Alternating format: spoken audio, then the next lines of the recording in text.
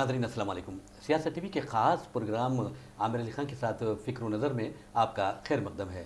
नाज़रीन, जैसा कि आप जानते हैं कि हमारे प्रोग्राम का जो उन्वान है फ़िक्र व नज़र, ख़ुद इस बात की दलील है कि यहाँ पर फ़िक्र की बात की जाती है, तदब्बुर की बात की जाती है, और जो हालात दुनिया में और बिलख़ुसूस हिंदुस्तान में हो रहे हैं और हमारी रियासत और अतराफ़ अपनाफ में हो रहे हैं, उन हालात पर नज़र भी रखी जाती है। इस प्रोग्राम में न्यूज़ एडिटर सियासत जनाब आमिर अली ख़ान से ख़ुसूसी सवालात किए जाते हैं, मिलत के बारे में किए जाते हैं और कौम के बारे में किए जाते हैं, कौम परस्ती के बारे में किए जाते हैं, और जो मुल्की मफादात होते हैं, मिली मफादात होते हैं, उस ताल्लुक़ से भी सवालात किए जाते हैं। नाज़रीन, आप ये भी जानते हैं कि हम अपने प्रोग्राम का आगाज़ शायर मशरिक़ अल्लामा इक़बाल के इस शेर से करते हैं, आज़ादी अफ़कार से है उनकी तबाही, आज़ादी अफ़कार से है उनकी तबाही, रखते नहीं जो फ़िक्र व तदब्बुर का सलीक़ा।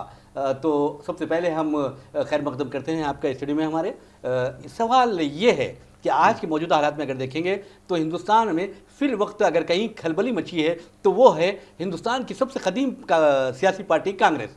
वहाँ पर राहुल गांधी ने इस्तीफ़ा दे दिया है और अब ऐसा लगता है कि कोई गैर नेहरू गैर गांधी ख़ानदान का फ़र्द इस ओहदे पर फायद होगा। तो क्या आपको ऐसा लगेगा कि कांग्रेस के हालात सुधरेंगे?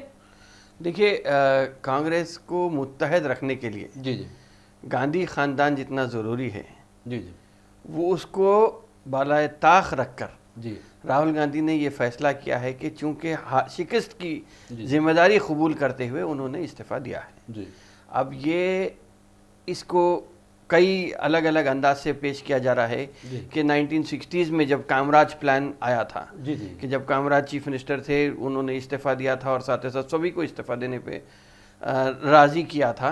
अलबत्ता वो नेहरू को इस्तीफ़ा देने से रोके थे। जी जी जी तो ये बात आई थी। तो अब बात जो आ रही है कि कामराज प्लान की, जी जी तो सबसे बुनियादी बात यह है कि जब राहुल गांधी ने इस्तीफ़ा दिया है और कामराज प्लान की बात आ रही है, जी तो मैं समझता हूँ कि देखिए दो चीज़ हैं। 2004 से 14 के बीच में जो 10 साल में यूपीए की गवर्नमेंट थी, यूपीए की गवर्नमेंट के टाइम पे एक फिल्म आई थी बॉलीवुड में, ए वेडनेसडे, जी जी जिसमें किस तरह एक आदमी पूरे शहर को बम से डराकर, बम से खौफ दिलाकर, बम का खौफ दिलाकर, फला फला जगह पे बम रखे हैं उसका खौफ दिलाकर, किस तरह पुलिस को, किस तरह हर एक को परेशान करके, पूरे एडमिनिस्ट्रेशन को एक किस्म से परेशान करके रख देता है। जी जी तो अनुपम खेर की फिल्म थी। तो वैसे ही देखिए यूपीए के ज़माने में वेडनेसडे नाम की फिल्म आई थी, जी जी लेकिन 2014 के बाद मोदी के दौर में जी जो फिल्म आई है वो उरी नाम की फिल्म आई है। जी जी उरी फिल्म में ये आया कि उसमें कौम परस्ती को दिखाया गया है। जी जी तो वो दहशतगर्दी से डराकर पूरे एडमिनिस्ट्रेशन को चौपट किया था। जी जी यहाँ पे फर्जी कौम परस्ती बता के जी जी लोगों को एक किस्म से रागिब करने की बीजेपी की एक कोशिश रही थी। जी जी 2014-2019 में यानी भी इतना अगर आप फर्क है कांग्रेस और तो हाँ, उन वेडनेसडे मूवी आया था, वेडनेसडे से बदल के उरी आ गया।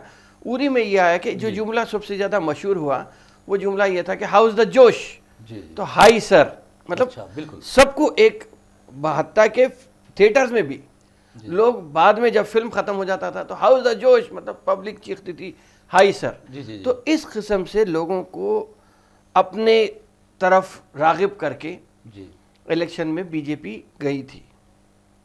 आज राहुल गांधी ने इस्तीफ़ा दिया है और अगर जो लोग, मैं समझता हूँ कि जो कामराज प्लान की बात कर रहे हैं, ठीक है, यकीनन उसी प्लान पे आप अमल कीजिए, जी जी लेकिन कामराज को बदल के अब यमराज प्लान रखना चाहिए। क्यों, वजह क्या है इसकी? इसलिए कि यमराज जो है जी। वो मौत का फरिश्ता या मौत का देवता जो जिसको समझे। माना जाता है। जी जी तो मैं समझता हूँ कि आज कांग्रेस को एक यमराज की तरह मंडलाना है, कि मौत के फरिश्ते की तरह, जी जी ताकि वो खौफ दिला के, कांग्रेस का खौफ दिलाकर फिर से लोगों को तो अपने तरफ करना है, लेकिन दूसरे सियासी पार्टियों को डराने के लिए, यानी फिरका तो मैं परस्ती जो समझता बढ़ रही है हूँ, उसे हाँ, डराने के लिए। उसको ख़त्म करने के लिए यमराज की तरह एक लाना जी चाहिए, जी बजाय कामराज बोलने के। 1963 की बात को अगर आप आज रिपीट करेंगे जी जी तो फिर लोग उसको समझने वाले नहीं हैं। जी जी तो आज ये करना चाहिए कि यमराज। जी और हिंदुस्तानी सियासत में देखिए, भले ही जमहूरियत रही है जी। हिंदुस्तान में, लेकिन पार्टी में आप बताने के लिए बोल रही है कि जमहूरियत है, इंटरनल डेमोक्रेसी है,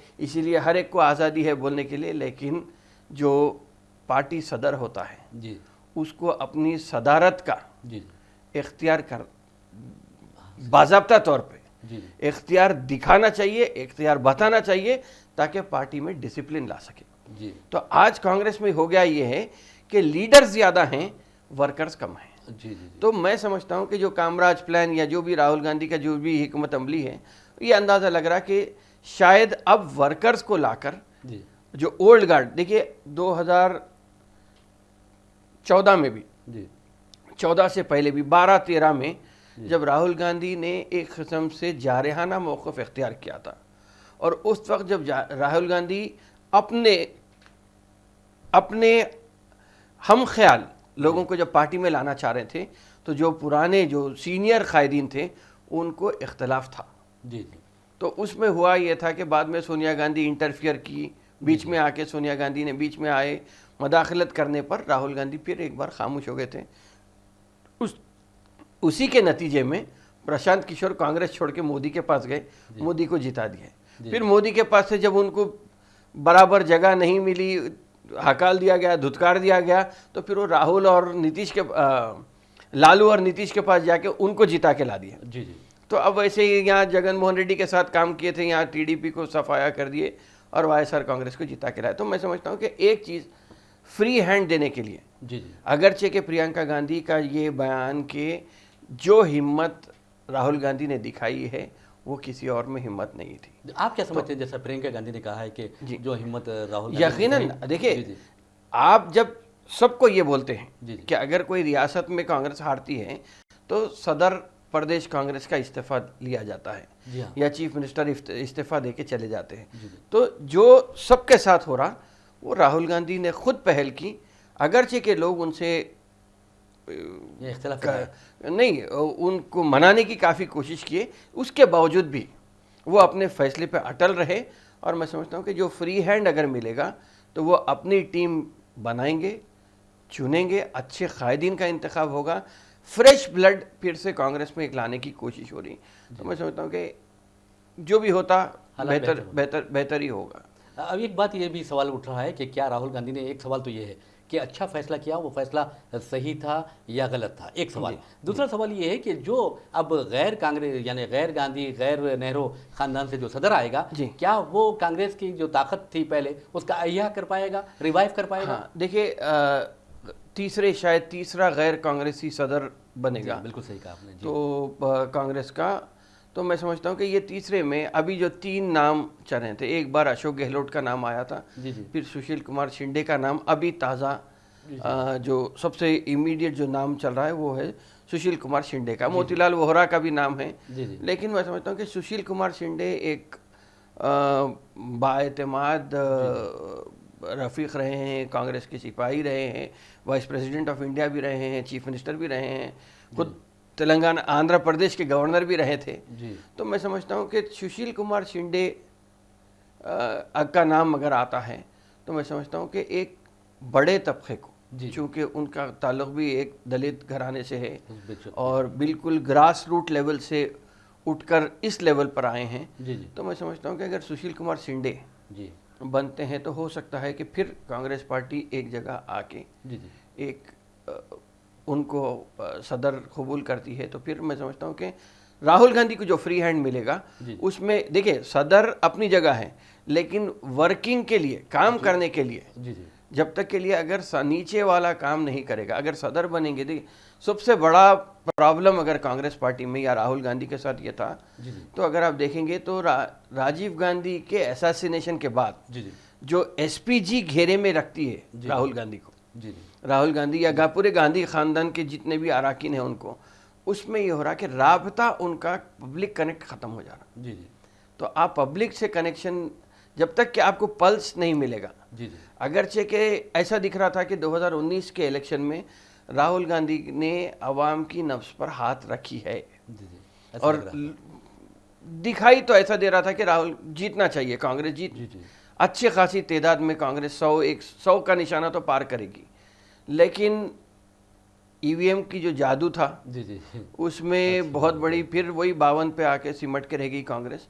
تو میں سمجھتا ہوں کہ اس کو ریوائیو کرنے کے لیے، اگرچہ دیکھیے سب پارٹیز نے پہلے ای وی ایم کی مخالفت کی تھی، اس کے بعد وی وی پیٹ کے سسٹم کے اوپر جب رضامندی ظاہر کی وہیں پہ میں سمجھتا ہوں کہ سب سے بڑی غلطی ہو گئی. جی جی اگر یہ 21 پارٹی جو ایک جگہ جمع ہوئے تھے, ایک ہی پلیٹ فارم پہ آئے تھے, اگر وہ لوگ یہ کہتے کہ ہم چاہے کچھ ہو جاؤ, ای وی ایم پہ ہم الیکشن نہیں لڑیں گے, ہم بائیک آؤٹ کریں گے, آپ جیت جائیے, اگر یہ چیز کرتے تو ویسے بھی بی جے پی جیتی, جب بھی بی جے پی جیتی تھی, لیکن ایک یہ ہوتا تھا کہ چونکہ اپوزیشن کینڈیڈیٹ نہیں ٹھہرائی اسی لیے بی جے پی جیتی, تو وہ ایک بات ہو سکتی تھی. لیکن اب یہ ہے کہ کون اتنا بڑا رسک لے گا, کوئی نہیں لے سکا, بالکل سب سے بڑی بات وہ تھی.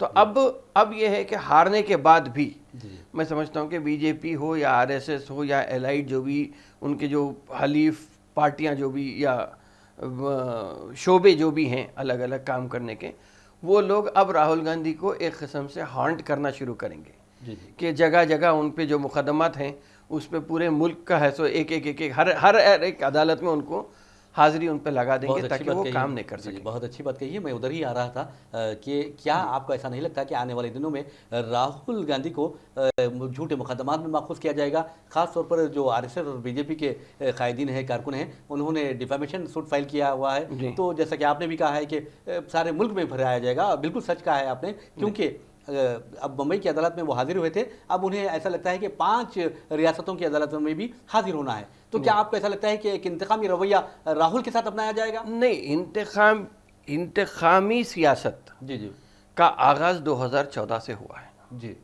ورنہ اگر آپ تاریخ کو ہی دیکھ لیں گے, زیادہ پیچھے نہیں, 2004 سے 2019 کی تاریخ اگر آپ 15 سال کی دیکھ لیں گے تو اس میں آپ دیکھیے 2004 میں جب کانگریس گورنمنٹ آئی, اس سے پہلے جب واجپئی کی گورنمنٹ تھی, اس وقت کانگریس جب اپوزیشن میں تھی تو کانگریس کا یہ الزام تھا کہ رنجن بھٹاچاریہ جو کہ اٹل بہاری واجپئی کے متنبع داماد تھے, وہ ہر ڈیل میں ان کا حصہ ہوتا ہے. یہ بات آئی تھی, کافی واویلا مچا, ان کا نام کافی جھنڈے پہ اٹھا تھا, لیکن 2004 سے 2014 تک 10 سال میں رنجن بھٹاچاریہ پہ کوئی مقدمہ نہیں ہوا, نہ کوئی ان کا نام کہیں پر آیا. لیکن 2014 کے بعد جیسے ہی مودی صاحب حکومت سنبھالے, فوراً اس کے دوسرے ہی دن سے رابرٹ وادرا کا نام آ گیا, راہل گاندھی کا نام آ گیا, پرینکا گاندھی کا نام آ گیا, کے پی سنگھ جو بڑی ریئل اسٹیٹ کمپنی, مطلب جتنے لوگ کانگریس سے قریب تھے یا کانگریس سے ان سے کوئی رشتہ تھا, ہر ایک کو اس میں الجھا کے چھوڑ دیا گیا. تو انتقامی سیاست کا آغاز 2014 سے ہو گیا. تو اب راہل گاندھی دیکھیے جہاں بھی جائیں گے, چاہے وہ بمبئی جائیے, کانپور جائیے, یو پی جائیے, لکھنؤ جائیے, حیدرآباد آئیے, جہاں پر بھی مقدمہ ہے, میں سمجھتا ہوں کہ راہل گاندھی جانا, لیکن عوام میں دیکھیے میڈیا اٹینشن تو ملے گا, نام ہو یا بدنام ہو, بہرحال میڈیا میں تو آپ آئیں گے. تو آپ کس طرح ہینڈل کرتے ہیں, اس لیے کہ بی جے پی کبھی اپنی محنت سے نہیں جیتی. بی جے پی ہر وقت سامنے والے پر الزام لگا کر اس کو بدنام کر کے غلط باتیں ان کے تعلق سے پھیلا کر بی جے پی کامیاب ہوئی ہے. ایک سوال یہ بھی پیدا ہوتا ہے کہ Rahul Gandhi R S S کے جو لڑائی چل رہی ہے, تو کیا یہ نظریاتی لڑائی ہے, اور اس نظریاتی لڑائی میں ایک طرف فرقہ پرستی ہے, ایک دوسری طرف سیکولرزم ہے, تو کون جیت پائے گا؟ دیکھیے یہ پرابلم یہ ہے کہ فرقہ پرستی اور سیکولرزم, سیکولرزم کا جو معاملہ ہے, میں سمجھتا ہوں کہ ایک چھوٹا سا گاؤں ہے جہاں پہ 10 دکانیں ہیں سیکولر نام کے, اور ایک دکان ہے فرقہ پرستی کی. اسی لیے بی جے پی کو فائدہ ہو رہا ہے. یہ سیکولر جتنے جماعتیں ہیں, اگر آپ دیکھیں گے تو کوئی سماجوادی پارٹی بن کے ایک سیاسی جماعت بن گئی ہے, کوئی آر جے ڈی بن گئی ہے, کوئی جے ڈی ایس بن گئی ہے, کوئی جے ڈی یو بن گئی ہے.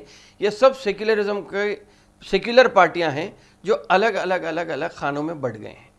تو جب تک کہ یہ سب ایک جگہ نہیں آتے, میں سمجھتا ہوں کہ یہ نظریاتی جنگ میں سیکولر پارٹیوں کا نقصان ہوگا. بہرحال ناظرین, جیسا کہ عامر علی خان صاحب نے کہا کہ ایک سیکولرزم جو ہے ایک چھوٹا سا گاؤں کی طرح ہے, اور جہاں پر 10 دکانات ہیں, اور دوسری طرف فرقہ پرستی کی ایک بڑا شو روم ہے. اسی وجہ سے بی جے پی ترقی کرتی جا رہی ہے. لیکن اب سوال ہندوستان میں یہ بھی اٹھ رہا ہے کہ قوم پرستی اور فرضی قوم پرستی کے درمیان جو مقابلہ ہے, اس میں جیت کس کی ہوگی, ہار کس کی ہوگی, دیکھیں گے ایک چھوٹے سے بریک کے بعد.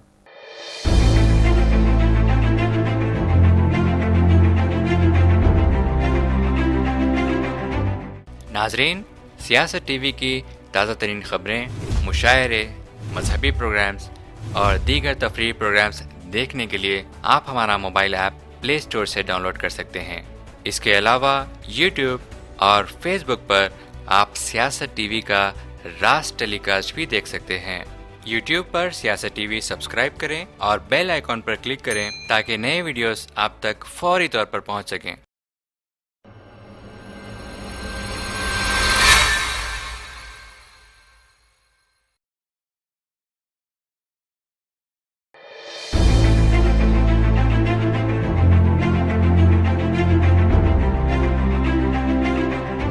नाज़रीन, ब्रेक के बाद फिर से आपका खैर मकदम है। हम बात कर रहे थे हकीकी कौम परस्ती और फ़र्ज़ी कौम परस्ती की बात कर रहे थे जो हमारे मुल्क में देखी जा रही है। तो अब ये सवाल पैदा का होता है आमिर अली खान साहब कि आज मुल्क में हकीकी कौम परस्ती एक तरफ है और जो फ़र्ज़ी कौम परस्ती है एक तरफ है, तो इससे मुल्क का नुकसान हो रहा है। और इसके साथ ये सवाल भी पैदा हो रहा है, क्या हमारा मुल्क को बीजेपी हुकूमत में एक लिंचिंग फैक्ट्री में तब्दील नहीं कर दिया गया?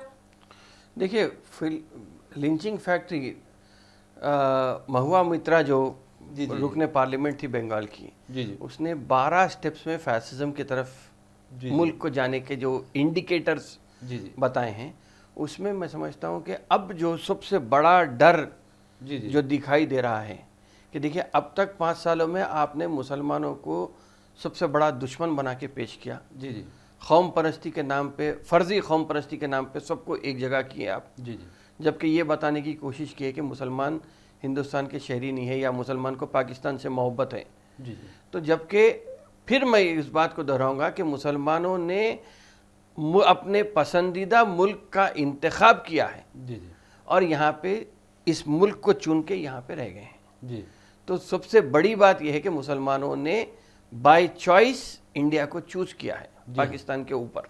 बिल्कुल, हाँ, ये वहाँ जाने। तो ये बात है। लेकिन फ़िरक़ा परस्ती का जहाँ तक ताल्लुक़ है, मैं समझता हूँ कि अब मॉब लिंचिंग के जो वाक़यात हो रहे हैं ये बहुत ही बदबख्ताना है और हिंदुस्तान की तारीख़ पर, हिंदुस्तान के माथे पे बहुत बड़ा कलंक है कि आप एक काली सियाही से पूरे सूरत को, हिंदुस्तान की सूरत को आप थोपते चले जा रहे हैं। तो इससे ना सिर्फ आप इंटरनेशनल लेवल पे बदनाम हो रहे हैं, मुल्क बदनाम हो रहा है। और जिस तरह का वाक़या तबरेज़ अंसारी के साथ आया है, मैं तो ये कहूँगा कि देखिए, तबरेज़ अंसारी का एक वाक़या अभी आप देखिए, तबरेज़ अंसारी के वाक़े के बाद 17 को वाक़या होता है, 27 को वज़ीर आज़म बयान देते हैं। लेकिन एक बात, जो वाक़या होना था वो तो हो गया, लेकिन एक बात यह है कि जो तबरेज़ अंसारी की मदद के लिए सियासत टीवी, सियासत अखबार, बल्कि सियासत इंटरनेट एडिशन पे भी अपील तो शाये हुई थी और अब तक शायद 52 लाख रुपए कुछ जमा हुए। बहुत अच्छी बात है, गैर मामूली बात तो है। उसमें सलमान खान ने भी उनकी तायद की है, तबरेज़ अंसारी की। तो मतलब मॉब लिंचिंग की मुखालिफत में तबरेज़ अंसारी की तायद में सलमान खान भी आगे बढ़कर बयान दिया है।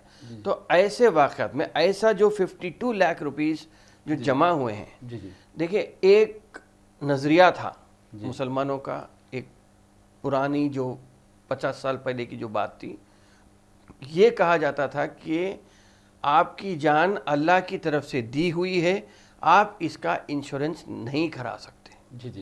ये एक जो सोच थी, मैं समझता हूँ उसको तर्क करना चाहिए।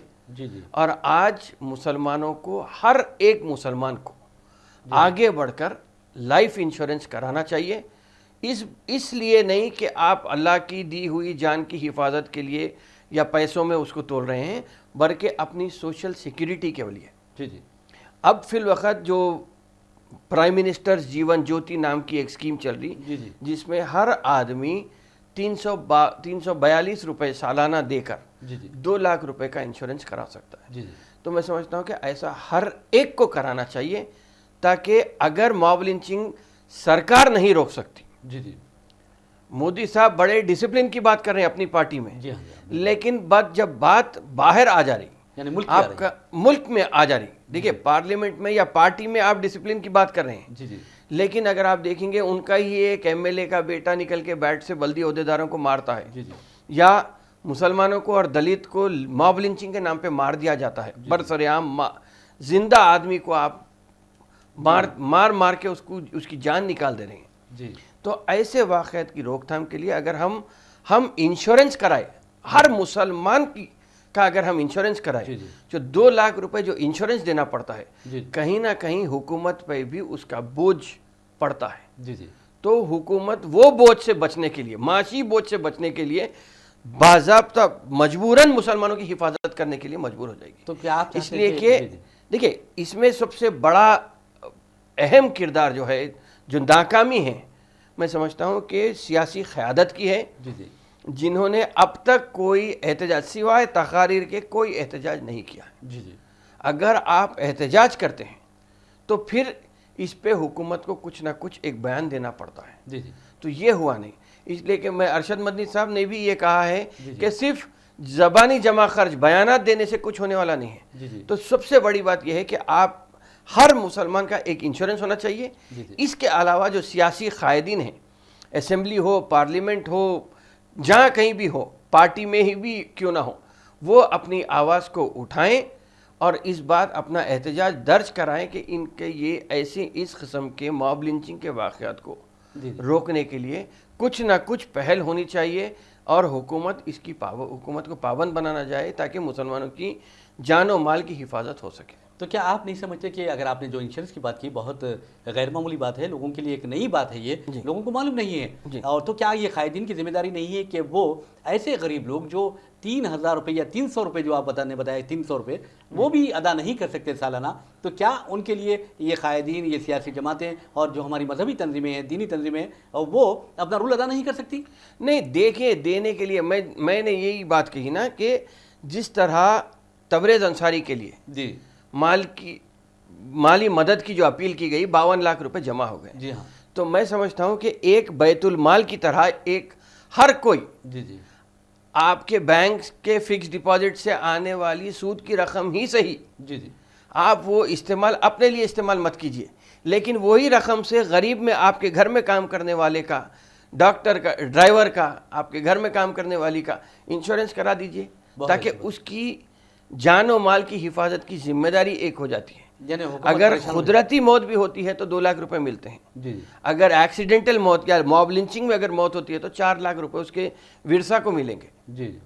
تو یہ ایک اہم چیز ہے جو میں سمجھتا ہوں کہ اب ہونا چاہیے، چاہے وہ سیاسی لیڈر ہی کراؤ یا نہیں، سول سوسائٹی کے لوگ ایک جگہ آ کے ہم ایک آدمی 10 کی ذمہ داری اگر لیتا ہے تو ہر مہینہ 10 کی ذمہ داری بھی اگر لیتا ہے تو بہت جلدی پورے، اگر یہ اس چیز کو، یہ انشورنس کی جو بات ہے پورے ہندوستان میں ایک وبا کی طرح پھیلنا چاہیے، تاکہ ہر کوئی یہ سمجھنا کہ انشورنس ہے تو ہم کامیاب ہیں.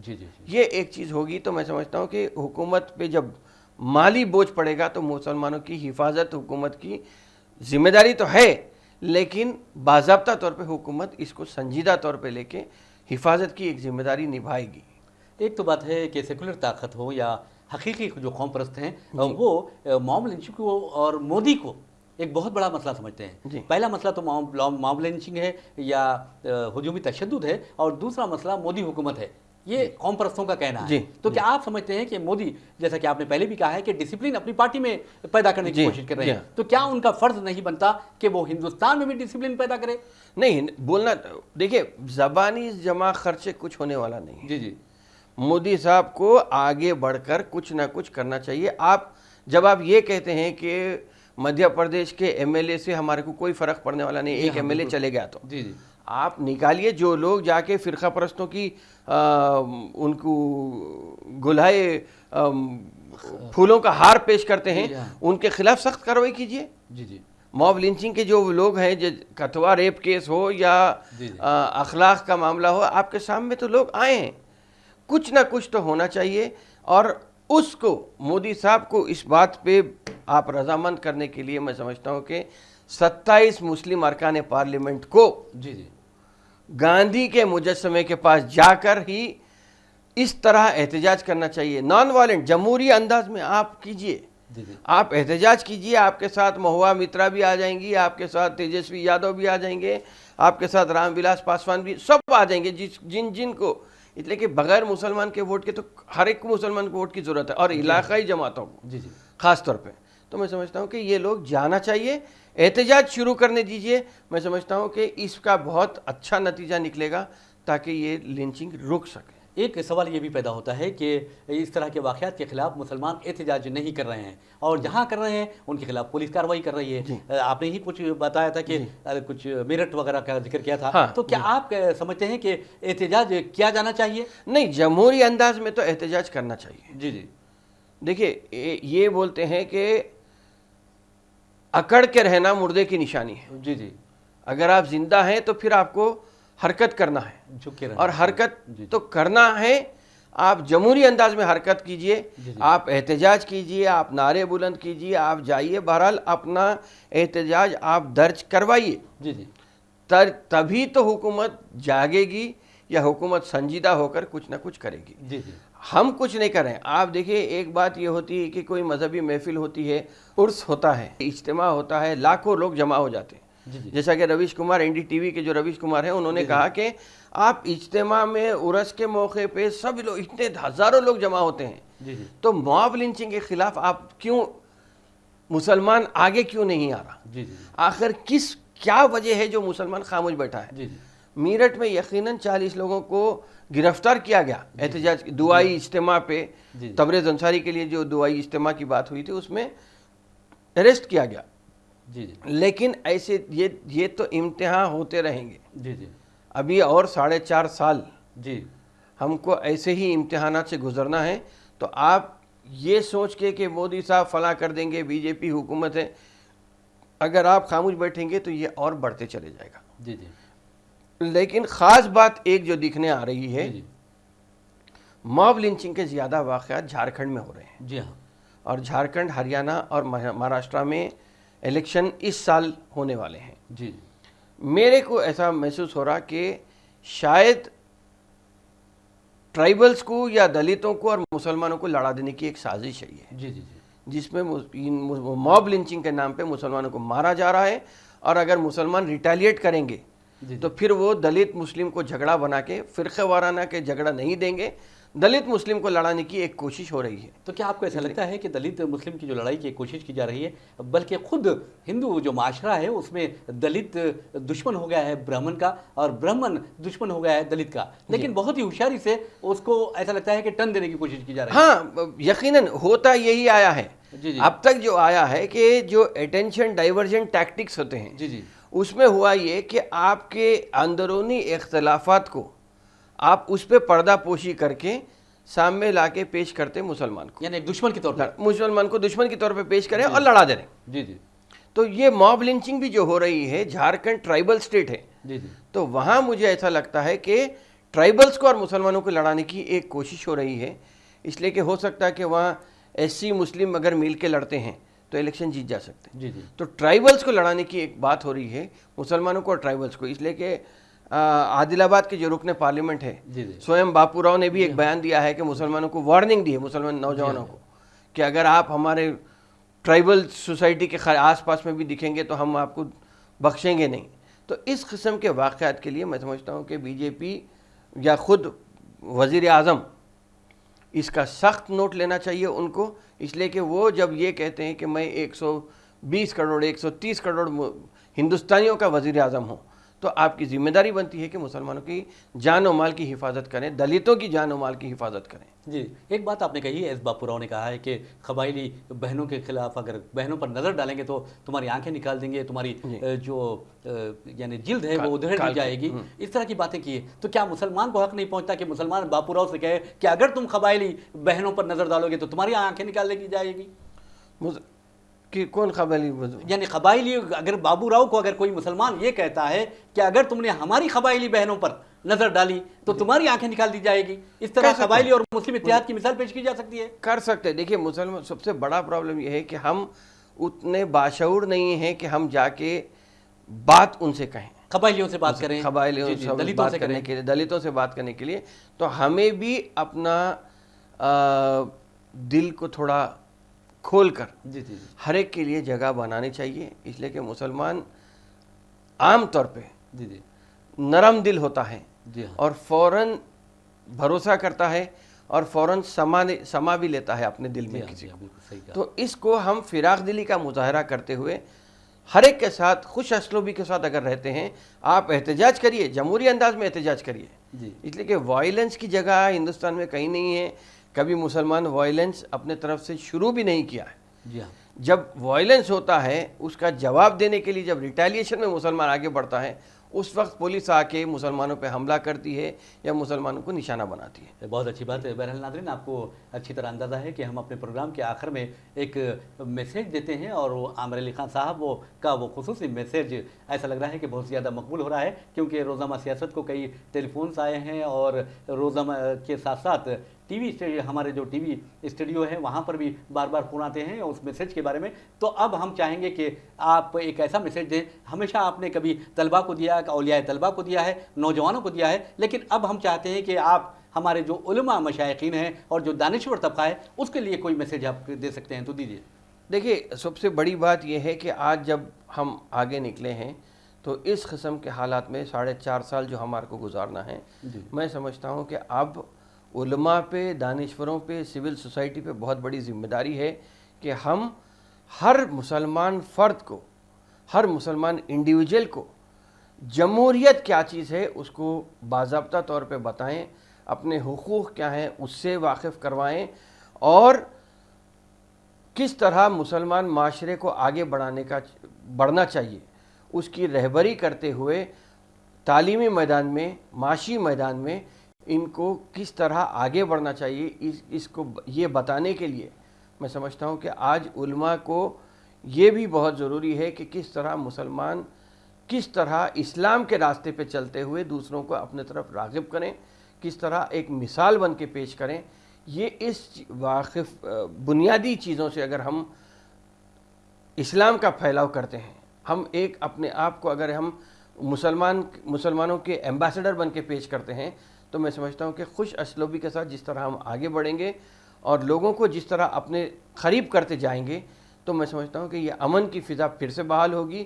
اور صرف جمہوریت جب ہمارے کو معلوم ہو جائے گی یا اپنے حقوق سے جب ہم علمیت حاصل کر لیں گے, تو میں سمجھتا ہوں کہ یہ بہت بڑا ایک مسئلہ ہمارے جو درپیش ہے اس کو حل کرنے میں کامیابی ملے گی. بہت بہت شکریہ آپ کا. بہرحال ناظرین, ہم اپنا پروگرام فکر و نظر اسی ٹاپک پر ختم کرتے ہیں. انشاءاللہ پھر پروگرام میں ملاقات ہوگی جس میں ملی مسائل پر بھرپور روشنی ڈالی جائے گی. تب تک کے لیے اللہ حافظ.